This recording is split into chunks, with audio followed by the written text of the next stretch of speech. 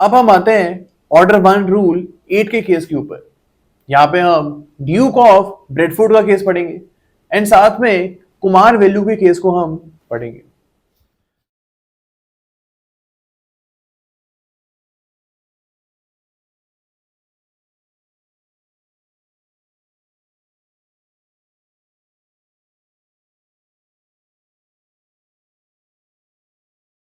यहाँ पे जो कुमार वैल्यू का केस है वहां पे ड्यूक ऑफ ब्रेडफोर्ड केस को रीआइटरेट करा गया था, यानी सेम बात दोनों केस में बोली गई थी। अब यहाँ पे बोला गया था कि अगर आपको ऑर्डर 1 रूल 8 में रिप्रेजेंटेटिव सूट फाइल करना है तो आपका सेम इंटरेस्ट होना चाहिए एंड जरूरी नहीं है कि आपका सेम कॉज ऑफ एक्शन भी हो।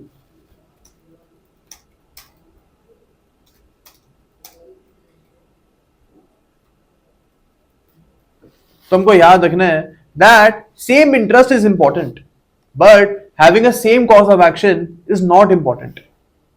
इसका क्या मतलब होता है?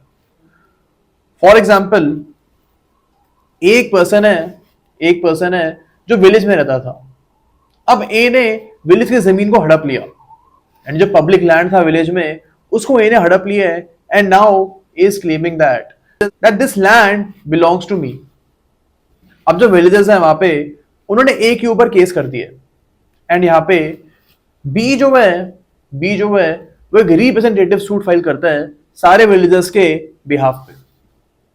ओके, अब यहाँ पे एक पर्सन सी है जो कि विलेज में रहता तो नहीं था। He was not residing in the village but उसका गांव के अंदर लैंड था। सी काम के जरिए कहीं बाहर गया हुआ था लेकिन गांव में उसका लैंड भी था। तो obviously here we can say that C has an interest in this case. C का यहाँ पे इस केस में इंटरेस्ट तो है लेकिन सेम कॉज ऑफ एक्शन नहीं है बिकॉज सी वहां पे रहता नहीं है, सो कोई भी राइट अभी वायलेट नहीं हुआ है। लेकिन अगर इस केस में विलेजर्स जीतेंगे तो सी का भी बेनिफिट होगा बिकॉज सी उस गांव में ही रहता है एंड अगर वहां पे पब्लिक लैंड को कोई हड़प लेता है तो वो सी के इंटरेस्ट के खिलाफ होगा। तो here we can say that C has same interest but C does not have same cause of action because no right of C has been violated in this case. तो यहाँ पे C जो है उसके बिहाफ पे भी B can file a representative suit।